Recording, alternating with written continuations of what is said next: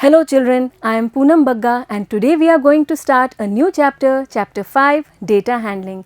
It is a very interesting chapter and you will really enjoy doing activities given in this chapter. So first we begin with what is data? The information collected for reference or analysis is called data. For example, suppose a maths test is conducted for all of you. Then the marks obtained by all of you is a data. Because on the basis of this information only, your performance is analyzed. Similarly, अगर हमारी cricket team match खेल रही है तो हम सभी इस data में इंटरेस्टेड होते हैं कि हमारी टीम ने कितने रन बनाए, किस बैट्समैन ने कितने रन बनाए या हमारे बॉलर्स ने कितने विकेट लिए, isn't it? So we find a lot of data around us. और साथ ही साथ ये डेटा ज़्यादा अच्छे से समझ में आते हैं अगर नंबर्स की बजाय इन्हें ग्राफ या फिगर्स से प्रेजेंट किया जाए. Every time whenever a data is presented graphically or through figures, it is much easy to understand, and so we always try to represent data graphically. And we have already learnt about pictograph, bar graph and double bar graph in our previous classes. And in case you have missed it out, then you can learn from here. What is a pictograph? Pictorial representation of data using symbols. Here you can see one symbol. One car is shown here and it is representing 100 cars. One symbol stands for 100 cars and half a symbol is denoting half of 100. और अब यहाँ पर हमें months दिए हुए हैं कुछ, जुलाई, August, सितंबर, और हर मंथ में कार्स का कितना प्रोडक्शन हो रहा है वो बताया गया है. तो आप देखकर बता सकते हैं जुलाई में कितनी कार्स का प्रोडक्शन हुआ है. बिल्कुल, you can tell 100 cars, one symbol stands for 100 cars, then again 100 cars and half a symbol means 50 cars. तो अब जुलाई में कितनी कार्स का प्रोडक्शन हुआ है? Yes, it's equal to 250 cars. Similarly, in the month of August, you can tell how many cars have been produced. 100 plus 100 plus 100, it's equal to 300. और अब आप सितंबर में कितनी कार्स प्रोड्यूस हुई हैं ये बता सकते हैं आसानी से. बिल्कुल, it's very easy and it is equal to 400. 4 symbols denote 400 cars, isn't it? Now, it's not necessary that you will choose this symbol always to represent a car. In this case, you can choose a symbol of your own choice. You can take one small circle to represent 100 cars. You can take one small square to represent 100 cars. तो आप कोई भी symbol choose कर सकते हैं अपनी मर्जी से. ज़रूरी नहीं है कि cars का question है तो car से ही present करना है. ठीक है? Now we come on to bar graph. What is a bar graph? You will see it is a display of information using bars. Now you must have heard the word chocolate bar or mango bar. It represents a rectangular shape. Here also we will be talking about rectangular bars or rectangular buildings. As we will draw the bar graph, you will understand it very clearly. Bars of uniform width are drawn and their heights are proportional to the respective values. जब हम बनाएंगे तो आपको अच्छे से समझ में आएगा. हम ये एक एग्जाम्पल ले रहे हैं. We have the months July, August, September, October, November and we have the data number of watches sold in each of these months. जुलाई में 1000 वॉचेस सोल्ड हुई हैं, अगस्त में 1500 वॉचेस सोल्ड हुई हैं और इसी तरह से आगे. अब हम इसे ही बार ग्राफ के थ्रू रिप्रेजेंट करेंगे. कैसे करेंगे? एक्स एक्सिस और वाई एक्सिस ड्रॉ करेंगे. एक्स एक्सिस पे हम ये ऊपर वाला जो भी डेटा है मंथ्स, इसको रिप्रेजेंट करेंगे जुलाई, अगस्त, सितंबर, अक्टूबर, नवंबर, और वाई एक्सिस पे हम नंबर ऑफ वॉचेस को रिप्रेजेंट करेंगे. ठीक है? कुछ इस तरह से आप देखिए, this is the X axis, the horizontal line, this is the Y axis, और एक्स एक्सिस पे हमने मंथ्स लिख रखे हैं, रिप्रेजेंट कर रहे हैं, और वाई एक्सिस पे हमारे पास number of watches sold, we have written that. अब यहाँ पर ये जो नंबर्स दिए हैं, फिगर्स दिए हैं, इनको हमें अरेंज करना होगा इस तरह से कि जो लगातार हम नंबर्स लिखें उनके बीच का डिफरेंस सेम होना चाहिए. The difference between the two consecutive entries should be equal. ऐसे नहीं है कि पहले आप 1000 लिख लेंगे, फिर 1500, फिर उसके बाद 2500. गैप जो है वो इक्वल होना चाहिए, बिल्कुल इक्वल. तो आप देखेंगे ये सारे मल्टीपल्स हैं 500 के, तो हमारी स्केल क्या लेनी चाहिए, हमें 500 यूनिट्स का गैप लेना चाहिए. So we will write the first number here. Let me change the color of my pen. The first number should be taken here as 500. This is the point O, origin. We have written the number 0 here. The point of intersection of x axis and y axis is called the origin. ये 0, 500. अब next number यहाँ पर होना चाहिए 1000. 500 का difference ले रहे हैं हम लगातार नंबर्स में, तो 500 ऐड करके 1000 मिल गया. In case you are unable to see, you can zoom in to watch the video. Then next again we will add 500 and then we will get the number 1500. Again we will get here 2000. I know that you can do this very well. Then next number is 2500. Okay.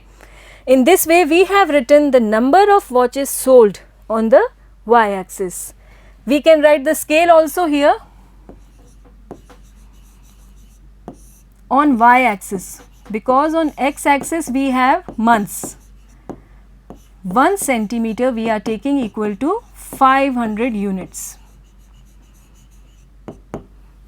This distance 1 centimeter we are taking it to be equal to 500 units, or you can write 1 unit equal to 500 watches, whatever you like. Okay. Now we will draw the bars. For this, let us have a look. In the month of July, 1000 watches have been sold. So the bar should be somewhere in this way.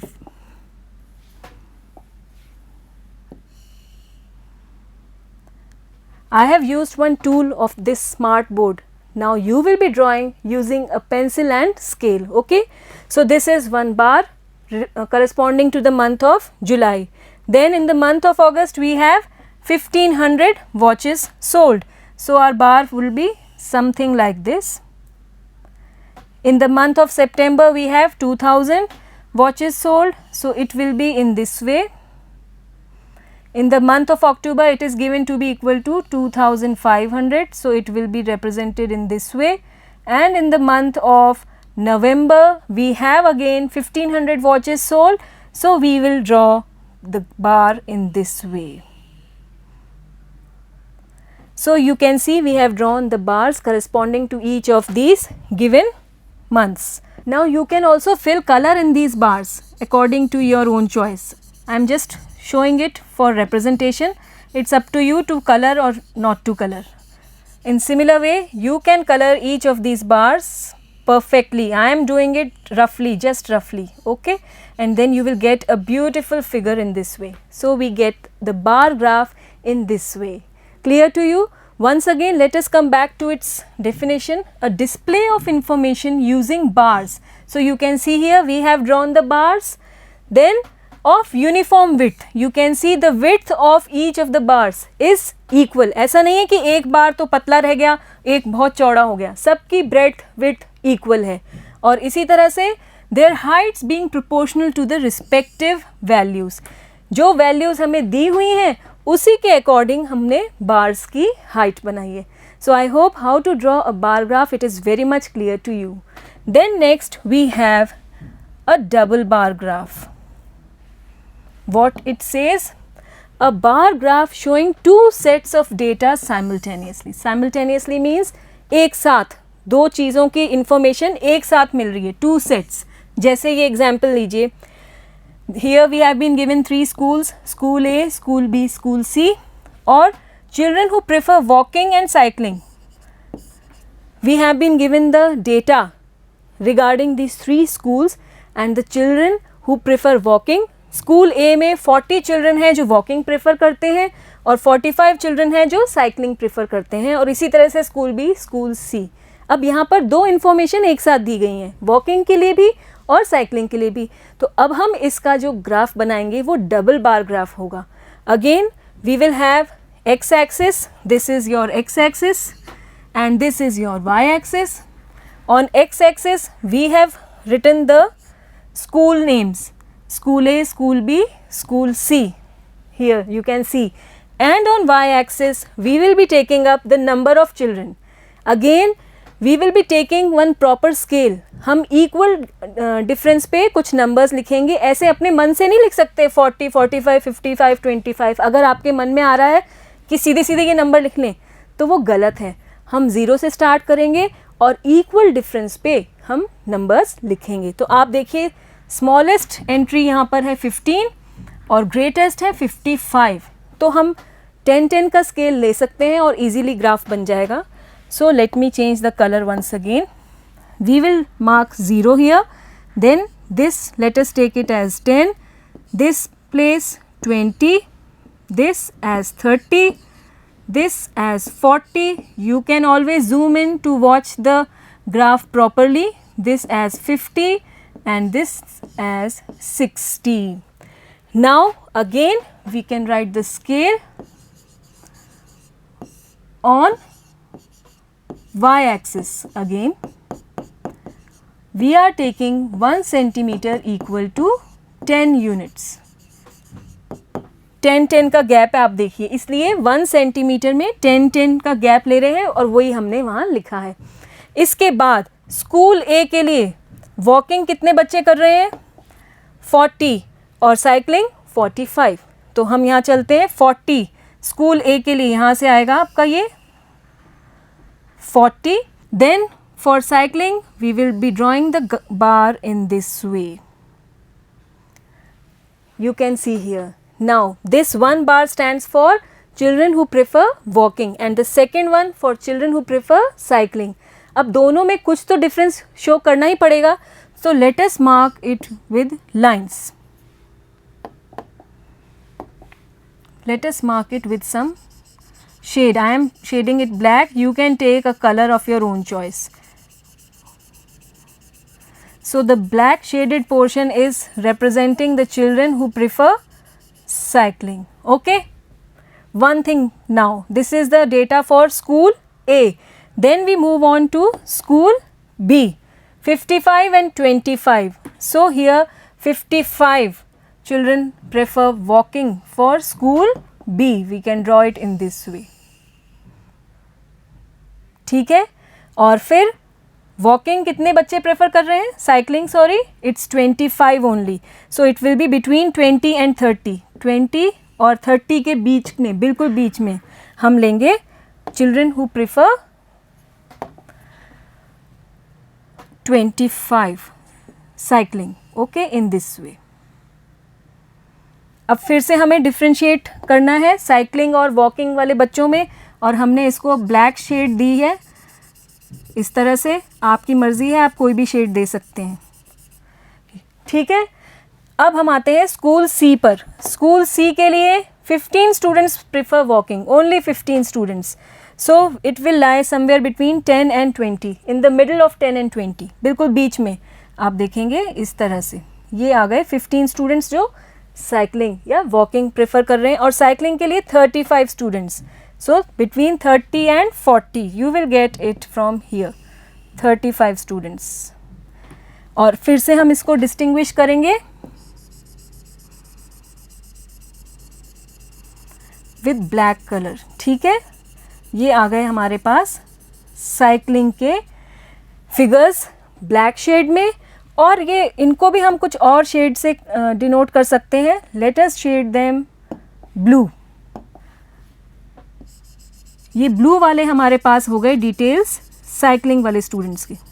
I hope it is very much clear to you कि मैं क्या कहना चाह रही हूँ. आपको distinguish करना होगा दोनों तरह के बार्स में. You can fill it properly. I have less time so I am doing it fast. And now as you have represented them with different colours, you will have to mention also कि कौन सा cycling को denote कर रहा है और कौन सा वॉकिंग को. तो ब्लू कलर जो है वो तो डिनोट कर रहा है साइकिलिंग को, और ब्लैक कलर किसको डिनोट कर रहा है? सॉरी, ब्लू कलर डिनोट कर रहा है वॉकिंग को, और ब्लैक कलर डिनोट कर रहा है साइकिलिंग वाले बच्चों को। तो अभी हमें यहाँ पे लिखना भी पड़ेगा। We write it here, this is for walking and this black one denotes cycling. ये आपको मेंशन भी करना पड़ेगा, तभी आप ग्राफ ठीक से समझ सकते हैं। तो ये है हमारा double bar graph. I hope you have understood it very well कि कैसे बनाया जाता है। ठीक है, next what we have, organizing data. Now usually data is given in random forms, available to us in an unorganized form. Organized form में नहीं होता डेटा, और उसको हम कहते हैं raw data. अब जो डेटा अनऑर्गेनाइज्ड है उसको ऑर्गेनाइज करना होता है। एग्जाम्पल लेते हैं यहाँ पे, a group of students was asked about their favourite subject. Favourite subject पूछा और ये रिजल्ट निकल कर आया। अब आप देखो, इतने सारे बच्चों ने अपने अपने फेवरेट सब्जेक्ट बताए और ये सब लिख दिए गए हैं। अब ये ऑर्गेनाइज्ड नहीं है, इससे अगर हम कोई इन्फॉर्मेशन निकालना चाहें तो वो इजीली नहीं निकाल पाएंगे। तो पहले हमें इस डेटा को ऑर्गेनाइज करना होगा, और उसके लिए अब हम सीखेंगे फ्रीक्वेंसी डिस्ट्रीब्यूशन टेबल। समझते हैं कैसे बनेगा। ये डेटा है हमारे पास, सभी बच्चों ने, जितने भी बच्चों से पूछा था कि कौन सा सब्जेक्ट फेवरेट है, उन्होंने अपने अपने आंसर्स बता दिए, और अब हम इसे एक टेब्यूलर फॉर्म में, एक टेबल के फॉर्म में प्रेजेंट करेंगे कुछ इस तरह से। फर्स्ट कॉलम हो गया सब्जेक्ट। हमारे पास क्या क्या सब्जेक्ट्स हैं यहाँ पे आप देखिए। पहला है आर्ट, तो हम यहाँ लिख लेते हैं आर्ट। सेकेंड सब्जेक्ट दिया है मैथ्स, तो हम यहाँ लिख लेते हैं मैथ्स। थर्ड सब्जेक्ट आप देख रहे हैं साइंस आ रहा है इस लिस्ट में, और फोर्थ सब्जेक्ट आप देखेंगे इंग्लिश है इस फेवरेट सब्जेक्ट्स की लिस्ट में। क्या इसके बाद और भी कोई सब्जेक्ट हमें दिया हुआ है? आप देखेंगे कि नहीं, यही सब्जेक्ट्स दिए हुए हैं। अब हम इनको एक एक करके टैली मार्क्स बनाएंगे इनके। टैली मार्क्स मीन्स एक तरह से हम इनकी काउंटिंग करेंगे, और एक सिंगल मार्क, इस तरह से एक सिंगल मार्क, ये टैली मार्क होता है, और ये एक वैल्यू को डिनोट करता है। अब आप देखिए, जैसे फर्स्ट है आर्ट, तो आर्ट के सामने हमने एक टैली मार्क बना दिया। फिर है मैथ्स, तो मैथ्स के सामने एक टैली मार्क। साइंस, साइंस के सामने। फिर इंग्लिश, इंग्लिश के सामने। फिर अगेन वी हैव मैथ्स, तो मैथ्स के सामने ही दूसरा टैली मार्क। जितनी बार जो आएगा उतने टैली मार्क्स बनाते जाएंगे। फिर आपके पास है आर्ट, तो आर्ट के आगे इंग्लिश, देन इंग्लिश के आगे मैथ्स अगेन, तो मैथ्स के आगे फिर इंग्लिश, तो इंग्लिश के आगे एक टैली मार्क, फिर से art, then we have science, science, then again we have art, तो आर्ट बना दिया। अब फिर से साइंस है, साइंस के आगे, फिर से साइंस है तो साइंस के आगे, फिर से मैथ्स है तो मैथ्स के आगे एक टैली मार्क, फिर से आर्ट है। अब 4 लाइंस या 4 टैली मार्क्स तो हम सीधे सीधे बनाएंगे, और 5th टैली मार्क हम सीधा ना बना करके इसको क्रॉस करते हैं। तो ये एक बंडल हो गया 5 का। फिर हमारे पास है इंग्लिश, तो इंग्लिश के आगे टैली मार्क आ जाएगा। अगेन आर्ट, तो अब नेक्स्ट 6th टैली मार्क फिर से हम स्टार्ट कर रहे हैं अलग से। साइंस, अब आप देखिए 4 मार्क्स तो सीधे सीधे हैं, और 5th वाला ऐसे डायगनली हम ड्रॉ करेंगे अक्रॉस द 4 लाइन्स। फिर से मैथ्स है, 5th line diagonally, science 6th line अलग से, और आर्ट, आर्ट के लिए फिर से एक लाइन। अब आप ये देख रहे हैं टैली मार्क्स, और ये क्या बता रहा है एक्चुअली, नंबर ऑफ स्टूडेंट्स जिन्होंने आर्ट को प्रेफर किया, मैथ्स को प्रेफर किया, साइंस इंग्लिश को प्रेफर किया। इसको काउंट करके लिखते हैं। ये 5, 6, 7 हो गया। ये तो एक बंडल हो गया 5 का, ये 6 और 7, ये 5 स्टूडेंट्स हैं, ये 5 और 1 6, और ये हैं 4। और अब आप इनको ऐड करेंगे, this is 6 and 4 10 and it's 22। ठीक है, यहाँ पे हम लिख लेते हैं टोटल, और आप काउंट करेंगे तो ये 22 स्टूडेंट्स के डिटेल्स हैं, फिगर्स हैं। ठीक है, और यहाँ पर ये जो नंबर ऑफ स्टूडेंट्स हैं, इन्हें हम फ्रीक्वेंसी भी नाम दे सकते हैं। कितना फ्रीक्वेंटली ये सब्जेक्ट बार बार आ रहा है लिस्ट में, we are talking about frequency distribution table. Frequency का मतलब ये जो सब्जेक्ट एक ले लिया आर्ट हमने, ये कितनी बार आ रहा है इसमें डेटा में, how frequently it is coming, कितनी बार बार बार आ रहा है, उससे हम उसकी फ्रीक्वेंसी कहते हैं। आप देखेंगे ये 7 बार आ रहा है, आप काउंट करेंगे, और ये 7 इसकी फ्रीक्वेंसी हो गई. So what is frequency? Frequency gives us the number of times that a particular entry occurs. तो यहाँ पर frequency of students who like art it is 7 और frequency of students who like science, science कितने बच्चे पसंद कर रहे हैं? 6. तो हम यहाँ पे लिखेंगे 6. तो ये हो गया डेटा का ऑर्गेनाइज्ड फॉर्म. आप देखिए यहाँ से हम कोई भी इंफॉर्मेशन निकाल सकते हैं. Which subject is preferred most? Favourite subject सबसे ज़्यादा कौन सा है? आर्ट है. हम यहाँ देखते ही बता पा रहे हैं कि 7 स्टूडेंट्स को पसंद है. और सबसे लीस्ट कौन सा पसंद है? इंग्लिश, क्योंकि इसका फिगर 4 सबसे कम है. तो जो डेटा, जो इन्फॉर्मेशन हम यहाँ से नहीं निकाल पा रहे थे क्योंकि ये अनऑर्गेनाइज्ड था, उसी को हमने जब ऑर्गेनाइज कर दिया तो अब हम कोई भी इंफॉर्मेशन इससे ईजीली निकाल सकते हैं. आ गई बात समझ में? और अगर हमें इसे ग्राफिकली प्रेजेंट करना हो तो किस तरह का ग्राफ बनना चाहिए? यहाँ पर हम बना सकते हैं बार ग्राफ, क्योंकि ये चारों अलग अलग एंटिटीज़ हैं. इनसे हम आसानी से बार ग्राफ या फिर हम पिक्टोग्राफ के थ्रू भी डिनोट कर सकते हैं. ठीक है. Next what we will discuss is grouping data. अभी यहाँ पर कम थे फिगर्स या छोटा डेटा था. अगर लार्ज नंबर ऑफ डेटा है, हमारे पास लार्ज डेटा है, तो हम क्या करेंगे? हमें ग्रुपिंग की ज़रूरत पड़ेगी डेटा की. For example we have the marks of 30 students.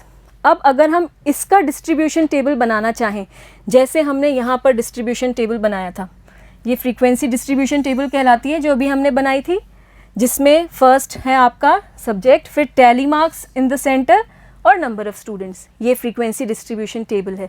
अगर हम सेम तरह से ऑर्गेनाइज करना चाहें इस एग्जाम्पल को, तो आप देखो सबसे छोटी एंट्री यहाँ पर है 5 और सबसे बड़ी आप देखेंगे 44. तो अगर हम लिखेंगे 5, फिर 6, 7, 8 और ऐसे करते करते 44 और उसके आगे हम टैली मार्क्स बनाएंगे, तो ये तो बहुत बड़ा काम हो जाएगा. प्रैक्टिकली इम्पॉसिबल है ये. तो ऐसे केस में हम करते हैं ग्रुपिंग ऑफ डेटा. ग्रुप्स बना लेते हैं. 0 to 10 मार्क्स, 0 से 10 के बीच में कितने बच्चों के मार्क्स आए हैं? 10 to 20 मार्क्स, 10 से 20 के बीच में कितने बच्चों के मार्क्स आए हैं? ऐसे ग्रुप्स बना लेते हैं जहाँ पर डेटा बड़ा हो, और इसी को हम कहते हैं ग्रुपिंग डेटा. तो अब जैसे ये डेटा है हमारे पास, इसको कैसे ऑर्गेनाइज करेंगे? इसके लिए हम बनाएंगे ग्रुप्ड फ्रीक्वेंसी डिस्ट्रीब्यूशन टेबल. देखिए आप यहाँ पे कैसे. फर्स्ट कॉलम फिर से मार्क्स जो हमें दिए हुए हैं, फिर हम टैली मार्क्स बनाएंगे और फिर कितने बच्चों के मार्क्स आए हैं जो ग्रुप दिया है उसके अकॉर्डिंग वो लिखेंगे. तो हम देखते हैं ग्रुप्स कैसे बनने चाहिए. 0 से 10 पहला, क्योंकि सबसे छोटी एंट्री है 5, तो 5 भी हमें एकोमोडेट करनी है, और सबसे बड़ी एंट्री है 44, इसको भी यहाँ पे एंगेज करना है. तो 0 से 10, 10 to 20. This means this symbol between its representing 2, इसे माइनस मत ले लेना. 10 to 20, 20 to 30, 30 to 40 and 40 to 50. अब 44 इस ग्रुप में आ जाएगा, 40 to 50 में, और 5 0 से 10 के बीच में आ जाएगा. तो हम सभी नंबर्स को यहाँ पर एकोमोडेट कर सकते हैं. एक एक करके नंबर लेते हैं. 21, ये आप देखेंगे 20 और 30 के बीच में आएगा, तो इसके लिए एक टैली मार्क. फिर 10, अब 10 तो 2 जगह लिखा है, ये तो कन्फ्यूजन हो गई. कहाँ लिखेंगे 10 को? यहाँ ऐसे केस में जो कॉमन एंट्री है हम हायर क्लास में इसे लेंगे. 0 to 10 में नहीं लेंगे, इसमें ना लेकर के इस ग्रुप में लेंगे, हायर क्लास में. तो 10 की एंट्री यहाँ पे होगी. इस ग्रुप में हम सिर्फ 9 तक नंबर्स लेंगे, 0 से लेकर 9 तक. यहाँ पर हम लेंगे 10 से 19 तक. 20 कहाँ जाएगा? नीचे वाले में, बड़े वाले ग्रुप में. ऐसे यहाँ पे 20 से 29 तक एंट्रीज होंगी. इस ग्रुप में 30 से 39 तक, इस ग्रुप में 40 से 49 तक. समझ में आई बात आपको? तो 10 की एंट्री होगी यहाँ पर. फिर आता है 30. अब बताइए 30 कहाँ आएगा? बिल्कुल बड़े वाले ग्रुप में, 30 to 40 में. 22 कहाँ आएगा? 10 और 20 और 30 के बीच में सेकेंड एंट्री. 33 30 और 40 के बीच में. 5 0 और 10 के बीच में. 37 30 और 40 के बीच में. 12 it will come between 10 and 20. 25 will come between 20 and 30. 42 between 40 and 50. 15 between 10 and 20. इसी तरह से 39 आएगा 30 और 40 के बीच में, 26 आपको मिलेगा यहाँ, 32 30 और 40 के बीच में। अब ये 5th टैली मार्क है तो ये डायगनली इस तरह से बनेगा, ठीक है। फिर आपका नेक्स्ट है 18 आएगा 10 और 20 के बीच में, 27 देखिए ये 5th है इस तरह से, 28 नेक्स्ट पेयर बनेगा, 19 between 10 and 20 it will be slanting, 29 यहाँ फिर से, 35 नेक्स्ट स्टार्ट हो रहा है बैच, 31 फिर से, 24 20 और 30 के बीच में, 36 30 और 40 के बीच में, 18 10 और 20 के बीच में, 20 अगेन। अब 20 कहाँ आएगा, बड़े वाले ग्रुप में, 10 और 20 की बजाय इसमें 20 और 30 में। फिर आपका है 38, ये आएगा 30 40 के बीच में, 22 then 44 it will be between 40 and 50, 16 it will be between 10 and 20 and 24 will be here. अब हम काउंट करके लिख लेते हैं कि कितने स्टूडेंट्स के मार्क्स 0 और 10 के बीच में आए हैं। Only 1 student. 10 और 20 के बीच में 5 6 7 स्टूडेंट्स। 20 और 30 के बीच में 5 + 5 10 and 1 it's 11। 30 और 40 के बीच में 5 and 4 it's 9। 40 और 50 के बीच में 2 स्टूडेंट्स के मार्क्स आए हैं। और लास्ट में हम लिखेंगे इनका टोटल। आप देखिए कितना आ रहा है, ये 20 and 30।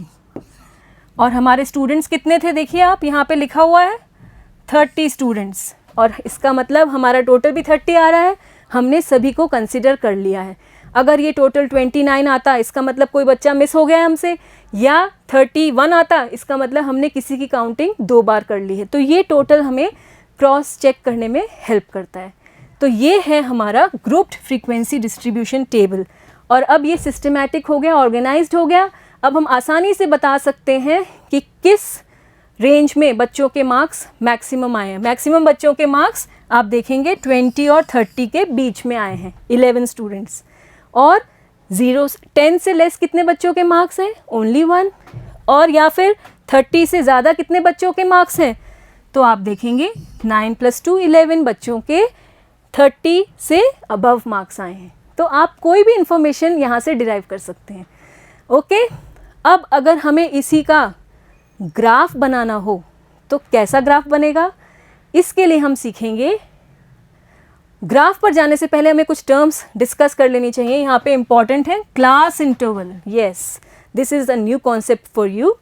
Each of the groups 0 to 10, 10 to 20, 20 to 30 it is called a class interval. ये सभी क्लास इंटरवल्स हैं, ग्रुप्स जिनकी हम बात कर रहे हैं।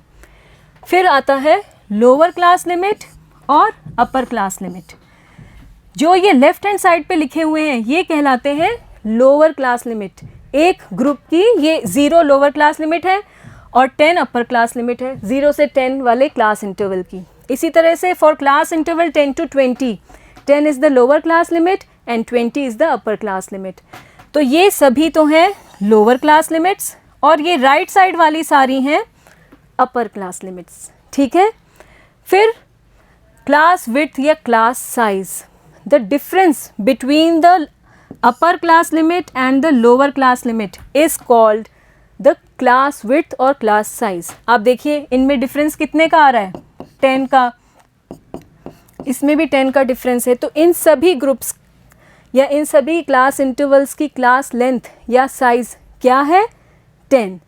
अगर मान लीजिए हमारा ग्रुप होता 0 to 8, 8 to 16, 16 to 24, तो अब आप अपर क्लास लिमिट में से लोअर क्लास लिमिट सब्ट्रैक्ट कीजिए और बताइए कि क्या होगा क्लास साइज। बिल्कुल यहाँ पर होगा क्लास साइज 8। समझ गए आप। Then common observation belongs to the higher class. जैसे हमने बात की थी कि 10 कौन सी क्लास में आएगा, जिसमें ये हायर क्लास है 10 to 20 में। ऐसे ही 40 किस में आएगा, ये हायर क्लास में 40 to 50 में, क्योंकि यहाँ पे 40 कॉमन ऑब्जर्वेशन है। तो जो दोनों में आ रही है वो हम बड़े वाले ग्रुप में लेंगे, बड़े क्लास इंटरवल में। Okay, now we will discuss about its graphical representation and it is a new graph that we will be learning in this class called histogram. A histogram is the graphical representation of data where data is grouped into continuous class intervals. जहाँ पर हमारे पास इस तरह से class intervals होते हैं 0 to 10, 10 to 20, उस case में डेटा हिस्टोग्राम के थ्रू रिप्रेजेंट होता है. जहाँ पर ये क्लास इंटरवल्स नहीं होते, जैसे हमने बात की थी यहाँ पर बार ग्राफ के केस में, आप देखो ये क्लास इंटरवल्स नहीं है, ये मंथ्स हैं, क्लास इंटरवल्स नहीं है. तो ऐसे केसेस में हिस्टोग्राम नहीं बनेगा, बार ग्राफ बनेगा. लेकिन जहाँ पर क्लास इंटरवल्स हैं, ग्रुप्स हैं, वहाँ पर हिस्टोग्राम बनेगा. तो हम अब यहाँ पर देख रहे हैं एक्स एक्सिस पे आप ग्रुप्स रिप्रेजेंट करेंगे, हाइट ऑफ बार्स, फिर से बार्स बनेंगी, रेक्टेंगुलर बिल्डिंग्स, फ्रीक्वेंसी शो करने के लिए. और यहाँ पर स्पेशल ये है, there is no gap between the bars. Bars के बीच में कोई गैप नहीं होगा. जबकि बार ग्राफ बनाया था तो गैप था ना, लगातार जो हमने बार ग्राफ्स बनाए थे आप देखेंगे उनके बीच में गैप्स था. ये देखिए बीच में गैप है, यहाँ पर भी गैप है. लेकिन जब हम हिस्टोग्राम बनाएंगे तो बीच में कोई भी गैप नहीं होगा, कंटिन्यूस होगा. क्योंकि हमारे जो क्लास इंटरवल्स हैं ये सभी कंटिन्यूस हैं, 0 to 10, 10 to 20, कोई ब्रेक नहीं है बीच में, लगातार है. तो हमारे हिस्टोग्राम जो बनाएंगे उसमें भी कोई ब्रेक नहीं होगा. अब इसी का हम बना रहे हैं हिस्टोग्राम, जो डिटेल्स डेटा अभी हमने डिस्कस किया था. मार्क्स थे हमारे पास, ये 0, फिर यहाँ पर हमने एंट्री ले ली 10, ये हो गया 20, 30, 40, फिर 50, 60. आप देखिए 50 तक ही हमारे मार्क्स थे. और ये है हमारा X axis, this is your Y axis. और यहाँ पर मार्क्स हम लेंगे, स्टूडेंट्स लेंगे, यहाँ पे नंबर ऑफ़ स्टूडेंट्स. आप देखिए क्या रेंज है हमारी, 1 से लेकर के 11 तक जा रहा है. तो हम 2 का स्केल ले सकते हैं, क्योंकि स्पेस जो है उतना ही लेना पड़ेगा. 2, 4, देन 6, देन 8, देन 10, 12. अब यहाँ पे 11 भी एकोमोडेट हो जाएगा और 1 भी. तो अब हम आराम से बना सकते हैं. देखिए 0 से 10 के बीच में हमारे पास कितना है फिगर, 1, और फिर 10, 20 के बीच में 7. तो हम यहाँ पे बना सकते हैं एक 1 का हमारा बनेगा बार 0 से 10 के बीच में, फिर 10 to 20 के बीच में था 7, 20 से 30 के बीच में हमारे पास थे 11 स्टूडेंट्स. तो 11 का ग्राफ बार बन जाएगा. उसके बाद आप देखिए 30 to 40 के बीच में 9 और फिर 2. तो हम यहाँ पे 9 और 2 का बनाएंगे. 30 और 40 के बीच में 9 का बार बनेगा और 40 to 50 के बीच में 2 का. इस तरह से ये बन गया हमारा हिस्टोग्राम. और यहाँ पर हमें लिखना पड़ेगा स्केल, और इस टाइम हमें एक्स एक्सिस पे भी लिखना पड़ेगा, क्योंकि दोनों पे हमारे पास नंबर्स हैं. 1 सेंटीमीटर इक्वल टू 10 यूनिट्स, और on Y axis we have 1 centimetre equal to 2 units.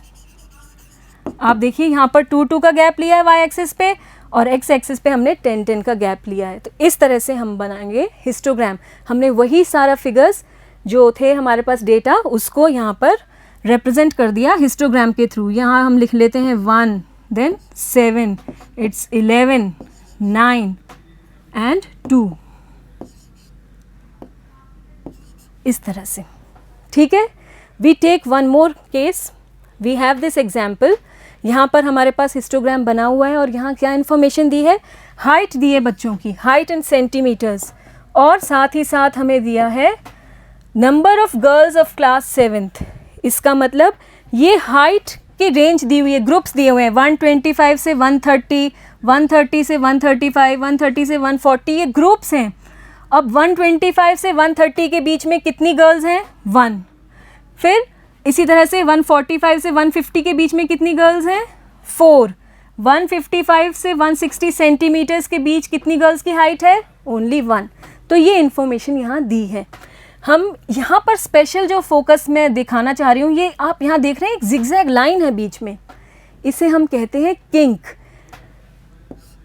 और ये क्यों बनाई गई है, आप देखिए जो गैप है सभी नंबर्स में वो इक्वल होना चाहिए. यहाँ पर इन दोनों के बीच में 5 का डिफरेंस है, यहाँ भी 5 का डिफरेंस है, यहाँ भी 5 का डिफरेंस है, लेकिन यहाँ पर ये 0 है और ये डिफरेंस तो 125 का हो गया। डिफरेंस इक्वल होना चाहिए। तो ये जो है बता रहा है कि हमने बीच के नंबर्स स्किप कर दिए हैं या कंप्रेस कर दिए हैं, और बीच में जो नंबर्स हैं वो यहाँ पे शो नहीं हो रहे हैं, पर वो हैं, ठीक है। तो ये ना मानिएगा कि इनके बीच में 125 का डिफरेंस है। Other numbers have been compressed in between 0 and 125 and it is called a kink, ठीक है। अब हम आंसर दे सकते हैं, which group contains maximum girls. तो आप देखो मैक्सिमम गर्ल्स हैं 7, और किस ग्रुप में है, 140 to 145 सेंटीमीटर हाइट की गर्ल्स हैं maximum. And how many girls have a height of 145 and more, 145 यहाँ तक है, और इसके आगे वाली तो आपका आ जाएगा 4 + 2 + 1 6 and 1 7 गर्ल्स हैं जिनकी हाइट या तो 145 है या उससे ज़्यादा है। यहाँ से हम इजीली कोई भी इंफॉर्मेशन डिराइव कर सकते हैं, और इसीलिए ग्राफ्स इम्पॉर्टेंट हैं। I hope this histogram and grouping data is very much clear to you. In our next class, we will be taking up exercise 5.1. Goodbye.